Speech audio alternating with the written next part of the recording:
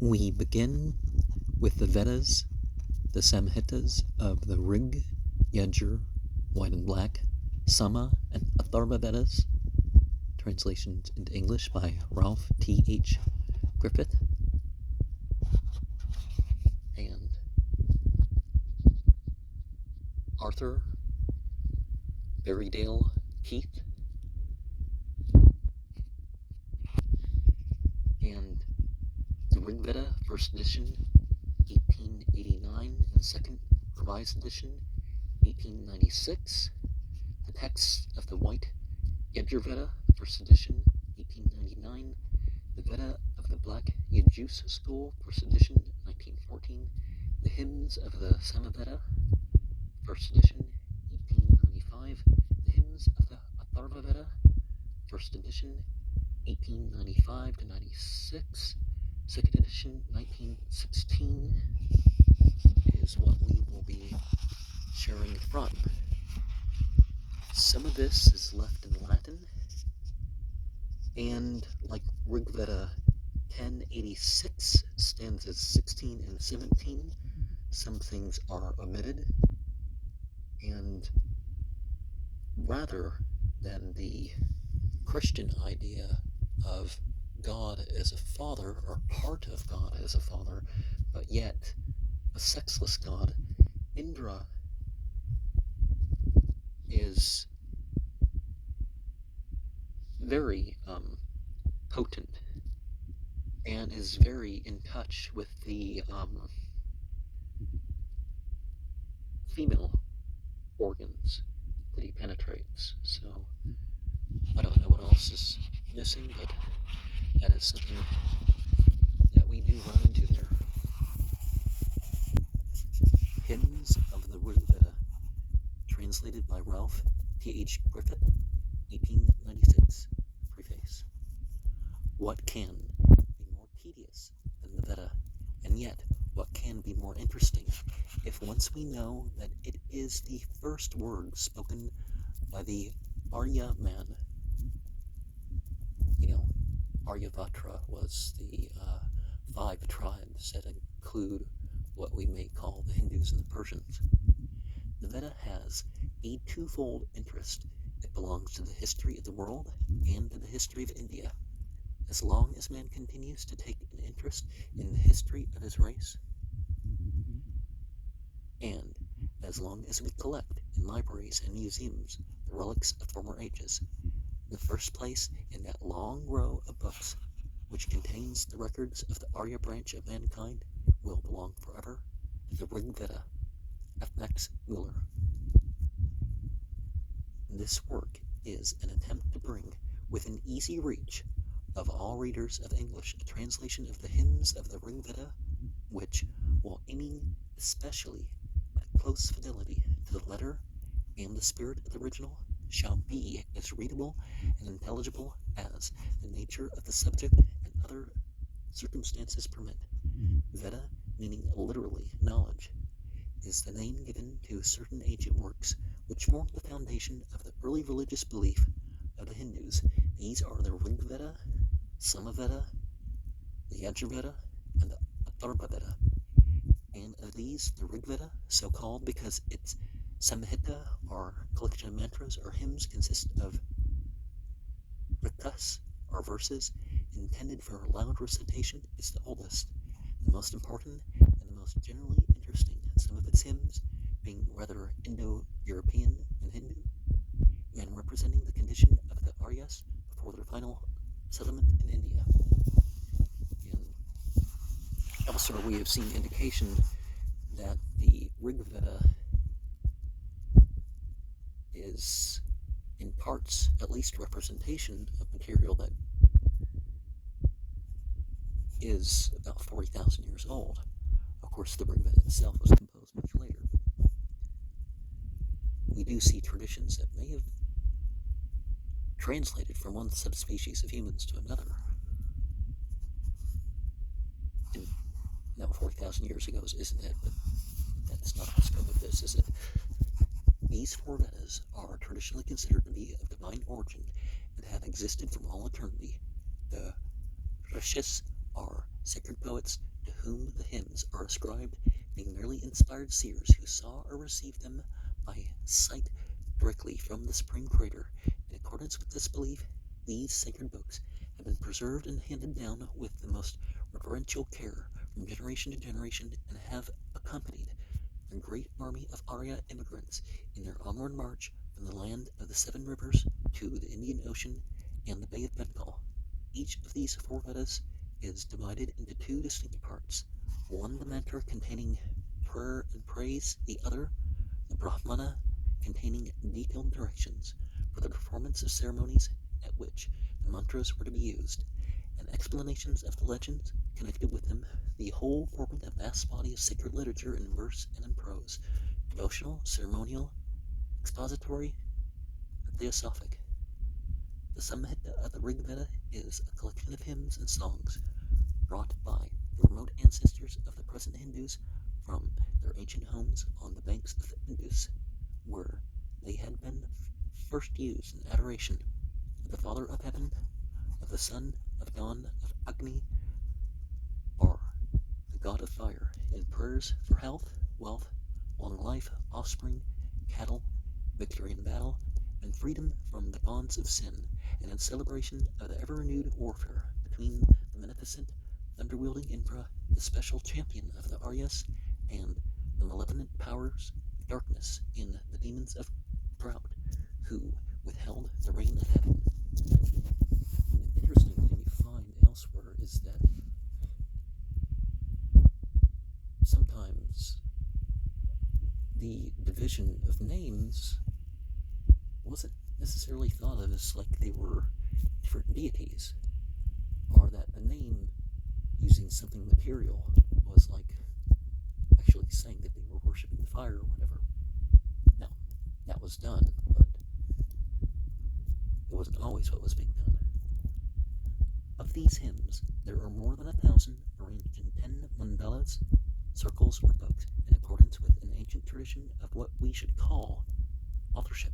The hymns ascribed to the same Rishi, inspired poet or seer, are the same school or family of Rishis being placed together. Within these divisions, the hymns are generally arranged more or less in the order of the deities to whom they are addressed. Agni and Indra are the gods most frequently invoked. Hymns to Agni generally come first, next come those addressed to Indra, and after them those in honor of other deities or deified objects of adoration. The ninth mandala is devoted almost entirely to Soma, the deified juice used in pouring libations to the gods, and the 10th forms a sort of appendix of peculiar and miscellaneous materials. Independently of the evidence afforded by Indian tradition, there can be no reasonable doubt of the great antiquity of the Rigveda Samhita, which, with the exception of the Egyptian monumental records and papyrus rolls and the recently discovered Assyrian literature, is probably the oldest literary document in existence. But it seems impossible to fix, with anything approaching to certainty, any date for the composition of the hymns. In the first hymn of Mandala 1, ancient and recent or modern rishis or seers are spoken of, and there is other internal evidence that some hymns are much older than others. Holbrook came to the conclusion from astronomical calculations that a certain Vedic calendar was composed in the 4th century before the Christian era, from which it would follow that as this calendar must have been prepared after the arrangement of the Rigveda and the inclusion of the most modern hymn, the date of the earliest hymn might be carried back perhaps some 1,000 years. The correctness of Holbrook's conclusions, however, has been questioned, and some recent scholars consider that his calculations are of a very vague character and do not yield any such definite date in the absence of any direct evidence.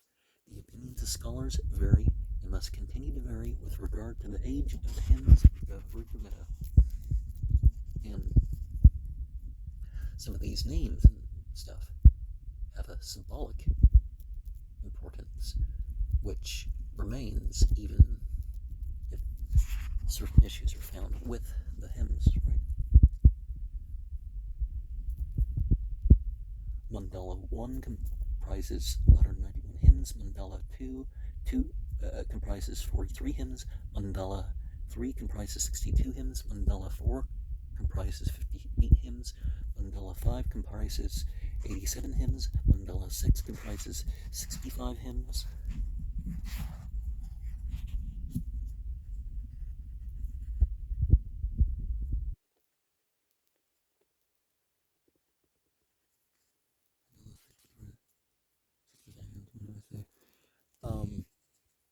Okay.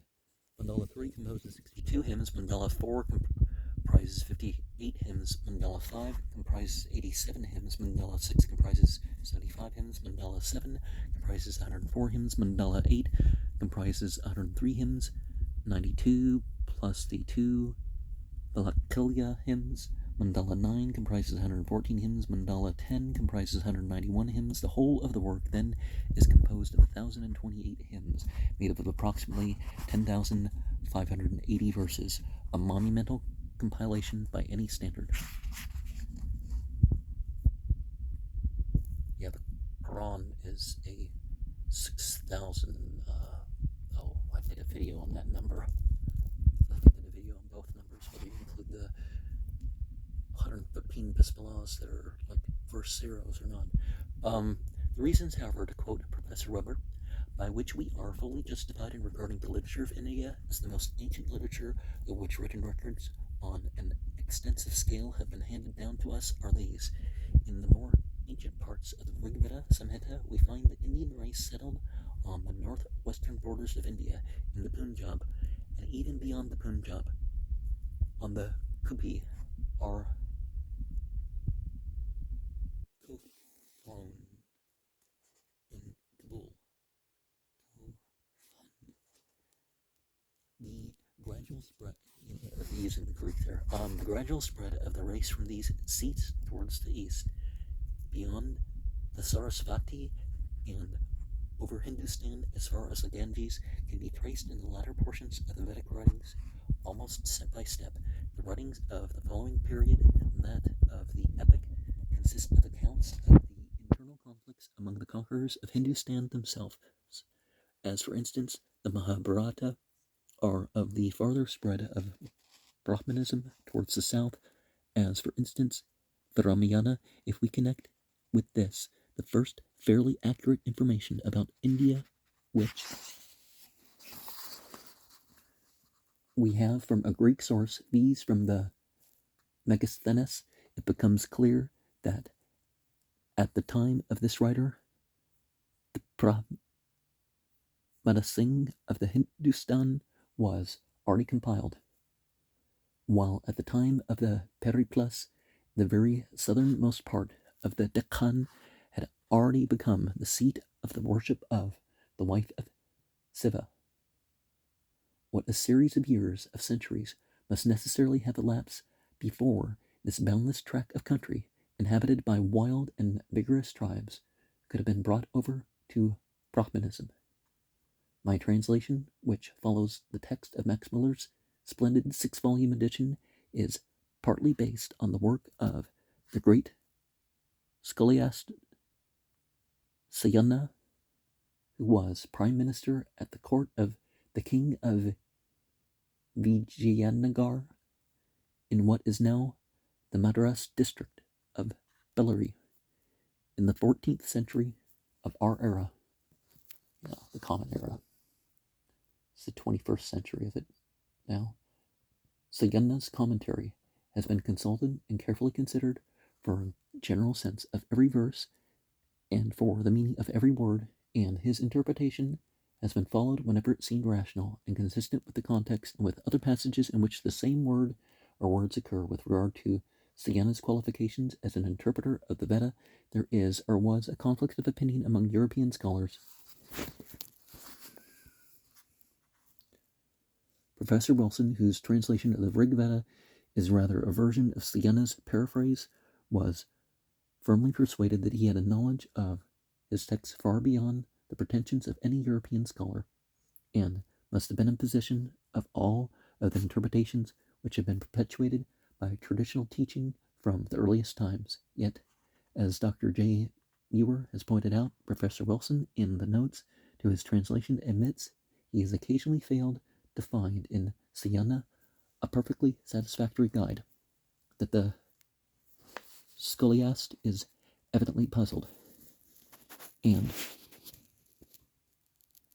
that his explanations are obscure. On the other hand, Professor Roth, the author of the Vedic portion of the great St. Petersburg's lexicon, says in his preface to that work, so far as regards one of the branches of Vedic literature, the treatises on theology and worship, we can desire no better guides than these commentators, so exact in all respects, who follow their text word by word, who, so long as even the semblances of a misconception might arise, are never weary of repeating what they have frequently said before, and who often appear as if they had been writing for us foreigners, rather than for their own priestly alumni, who had grown up in the midst of these conceptions and impressions.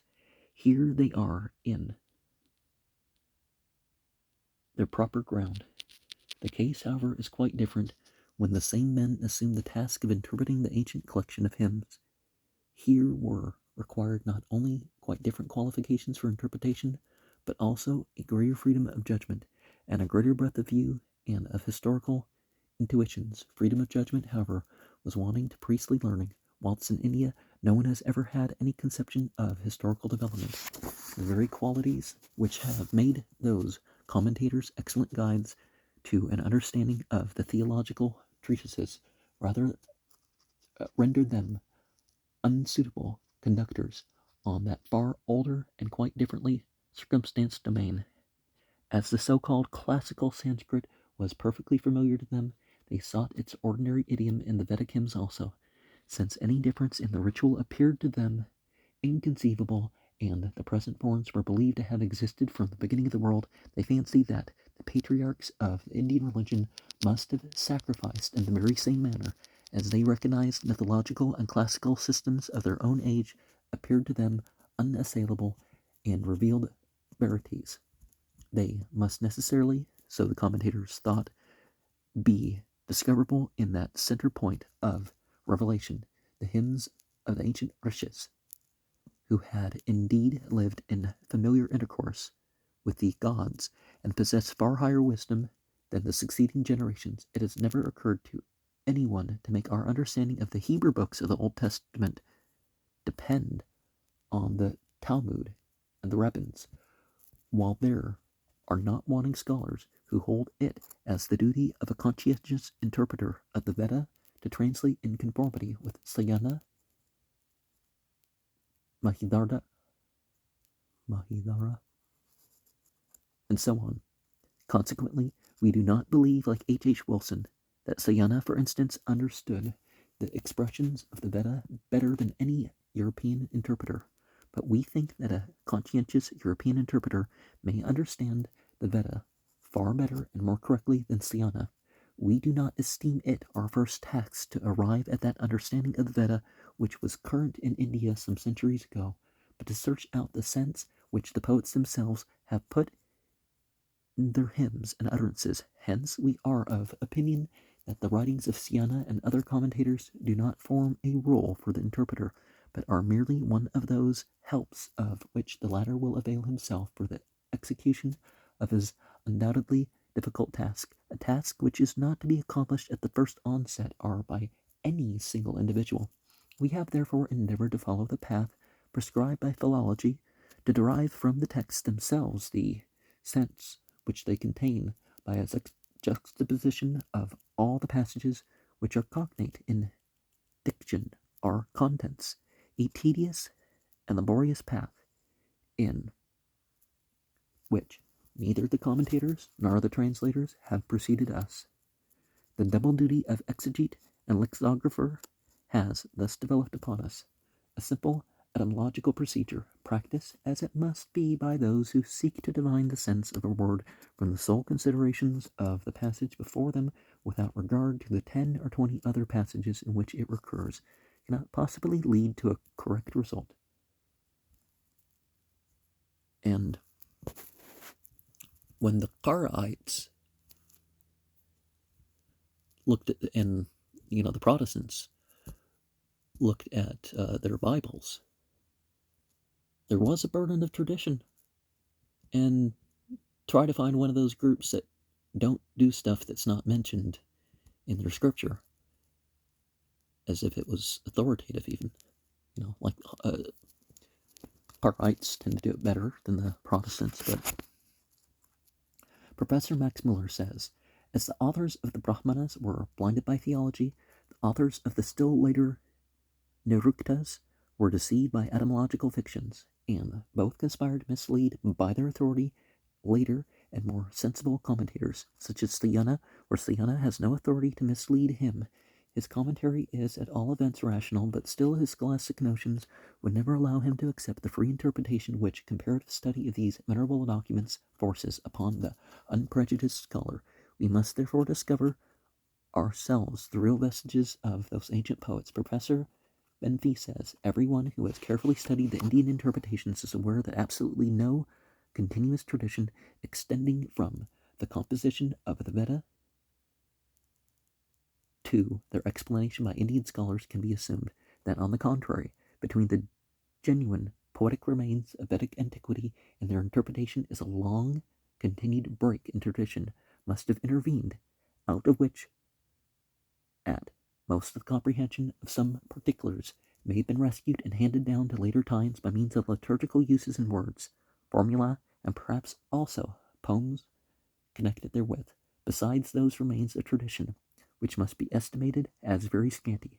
The interpreters of the Veda had, in the main, scarcely any other helps than those of which, for the most part, are still at our command. The usage of the classical speech and the grammatical and etymological, lexicographical investigation of words. At the utmost, they found some aid in materials preserved in local dialects, but this advantage is almost entirely outweighed by the comparison which we are able to institute with this end, and that which we can make. Though here we must, of course, proceed with caution and prudence, with the languages cognate to the Sanskrit, a comparison which has already supplied so many helps to a clearer understanding of the Vedas. But quite irrespectively of all particular aids, the Indian method of interpretation becomes in its whole essence an entirely false one, owing to the prejudice with which it chooses to conceive the ancient circumstances and ideas which have become quite strange to it from its own religious standpoint and many centuries more recent. Whilst, on the other hand, an advantage for the comprehension of the whole is secured to us by the acquaintance drawn from analogous relations with the life, the conceptions, the wants of ancient peoples and popular songs which we possess, an advantage which, even if the Indians owed more details than they actually do owe to tradition, we would not be eclipsed by their interpretation. And sometimes things happen by revival.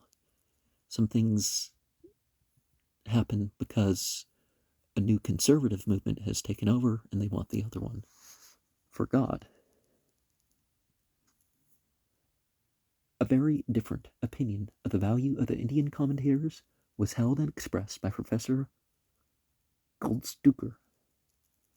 Without the vast information, he says, which those commentators have disclosed to us, without their method of explaining the obscurest text, in one word, without their scholarship, we should still stand at the outer doors of Hindu antiquity.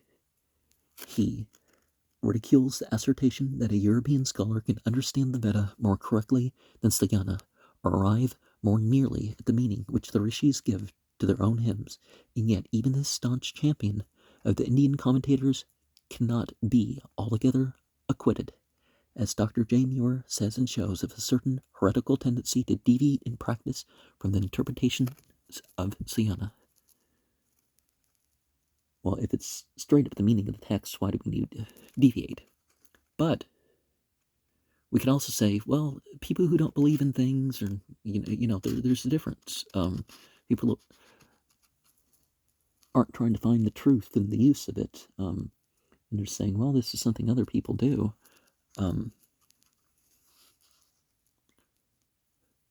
The last quotation which I shall make in connection with this question is from Professor E.B. Cowell's preface to his edition of Volume 5 of Wilson's translation of the Rigveda Samhita. This work does not pretend to give a complete translation of the Rigveda, but only a faithful image of that particular phase of its interpretation which the medieval Hindus, as represented by Sayana, have preserved. This view is in itself interesting and of a historical value, but far wider and deeper study is needed to pierce the real meaning of these old hymns. Sayana's commentary will always retain a value of its own, even its mistakes are often interesting, but his explanations must not for a moment bar the progress of scholarship.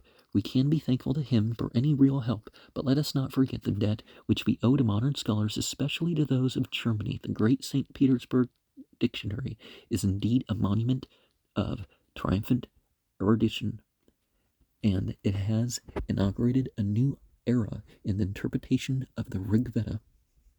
My translation, then, is partly based on the commentary of Sayana, corrected and regulated by rational probability, context, and intercomparison of similar words and passages. For constant and most valuable assistance in my labor, I am deeply indebted to the works of many illustrious scholars, some departed and some happily still flourishing.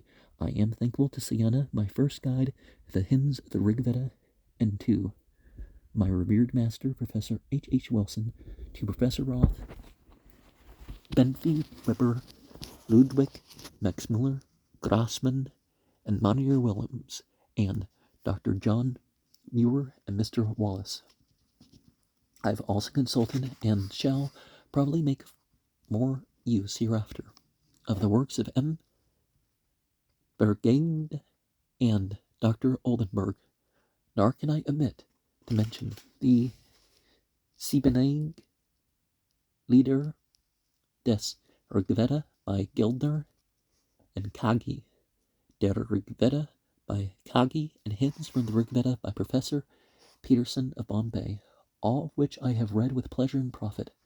But it must not be supposed that European students and interpreters of the Veda claim anything like infallibility, completeness, or finality for the results to which their researches have led them. All modern scholars will allow that many hymns are dark as the darkest oracle, that, as Professor Max Muller says, there are whole verses which as yet yield no sense whatever, and words the meaning of which we can only guess, as in the interpretation of the more difficult books of the Old Testament and the Homeric poems, so in the explanation of the Veda. Complete success, if ever attainable, can be attained only by the labors of generations of scholars. Now, in tonic, a quarter of the words don't have a living meaning. It's not exactly a quarter, but it's pretty close. I don't remember how the number of words compares with the number of words that they don't have a living meaning for. And you can't look at Hebrew, the modern language, and interpret the Aramea, or the biblical Hebrew, as they like to call it.